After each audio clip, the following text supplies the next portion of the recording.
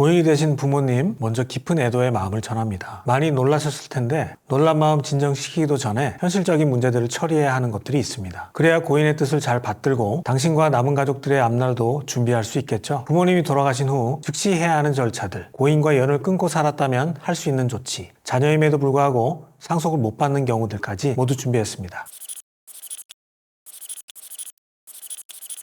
안녕하세요. 순서맞춤법 박영태 변호사입니다. 가장 먼저 해야 할 일은 당연히 사망신고입니다. 1개월 내로 하셔야 하고요. 이 사망신고를 하면서 주민센터에 안심상속 원스톱 서비스 신청서를 같이 내세요. 보통 아무리 부모님이더라도 재산이 정확히 뭔지 잘 모르잖아요. 그래서 이 서비스를 신청하면 한 14일에서 20일 사이로 고인의 금융재산, 은행 예금, 보험, 주식, 그리고 연금, 부동산, 자동차 등 이런 내역이 관계기관에서 쭉 문자 카톡으로 옵니다. 일단은 이걸 봐야만 내가 상속받을 재산이 플러스인지 마이너스인지 알 수가 있는 거죠. 다만 이 서비스 신청하면 일단 고인의 계좌는 모두 정지됩니다. 예금 인출이 안 돼요. 그런데 중간에 대출이자 같은 거 내야 되고 뭐 이런 게 있을 수 있거든요. 그러면 담당자한테 전화해서 사정을 말하면 됩니다. 돌아가셔서 상속 관련해서 이런 절차 진행 중이라 현재 계좌가 정지된 상황입니다. 이렇게 잘 말하면 지급기한을 좀 유예해 주기도 합니다. 이런 정보들은 알고 계시면 좋죠. 일단 상속을 하게 되면 설령 낼 상속세가 없더라도 상속세 신고는 꼭 하셔야 합니다. 물론 상속세 낼 게 없는데 상속세 신고 안 하면 그렇다고 해서 제재가 있거나 그렇지는 않아요. 하지만 부동산을 상속하는 경우에는 나중에 그 부동산을 양도할 때 양도소득세 절세를 위해서 시가감정을 받아서 상속세 신고를 해두는 것이 유리할 수 있으니까 이 점은 기억해 두시기 바랍니다. 상속세 신고 기한은 돌아가신 그달 말일부터 6개월 이내입니다. 만약에 10월 2일에 돌아가셨다면 10월 31일부터 6개월, 그러니까 내년 4월 30일까지 상속세 신고해야 하는 거죠. 여기까지는 반드시 챙기셔야 됩니다.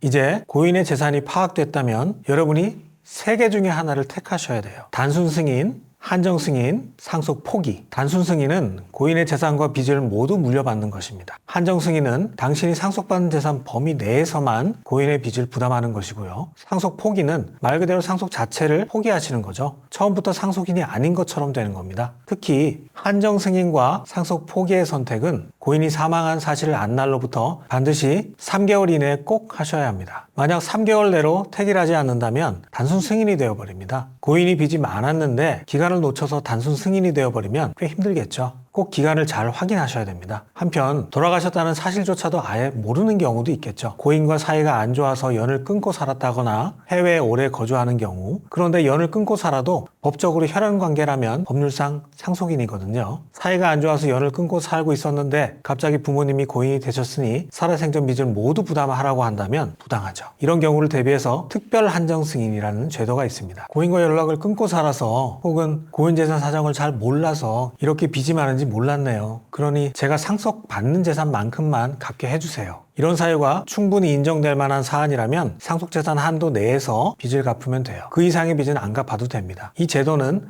상속인을 보호하기 위한 제도이기 때문에 설령 고인이 되신 지 3개월이 지나도 이용할 수 있습니다. 다만 특별 한정 승인도 데드라인은 있어요. 세무초과 사실을 안 날로부터 3개월 이내에 해야 됩니다. 아무리 자녀라도 상속을 못 받는 경우가 있습니다. 첫 번째로 당연히 상속을 포기하는 경우는 상속을 못 받습니다. 그저 나 상속 포기할 거예요 라고 말하는 걸로 되는 건 아니고요. 법원에다가 상속 포기 심판 청구를 하는 거죠. 두 번째로 상속권이 박탈되는 경우가 있습니다. 상속 결격이라고 합니다. 고인을 살인했거나 살인 미수 혹은 동순위 상속인을 살인 미수, 상해치사 이렇게 했을 경우에 그 사람은 상속 자격이 박탈되고 단 한 푼도 받을 수 없습니다. 고인을 막 속이거나 윽박질러 가지고 유언장을 받아내거나 혹은 유언장이 딱 있는데 어디 숨기거나 위변조하는 자녀라면 역시 상속 결격으로 상속받을 수 없습니다. 당연한 거죠. 마지막으로 부모님보다 먼저 자식이 사망한 경우, 이런 경우에 고인이 되셨으니 당연히 그분이 상속을 받지는 못하겠죠. 하지만 앞서 보신 상속인이 될 직계비속 또는 형제자매가 고인, 즉 피상속인의 사망 전에 상속 결격되거나 먼저 사망한 경우에는 그의 배우자나 자녀가 대신 상속인이 돼서 상속 결격 또는 먼저 사망한 분의 상속분을 받게 되는데 이것을 대습상속이라고 합니다. 이때 배우자가 남편 사망 후에 재혼을 한 경우에는 그 배우자는 더 이상 대습상속이 인정되지 않습니다.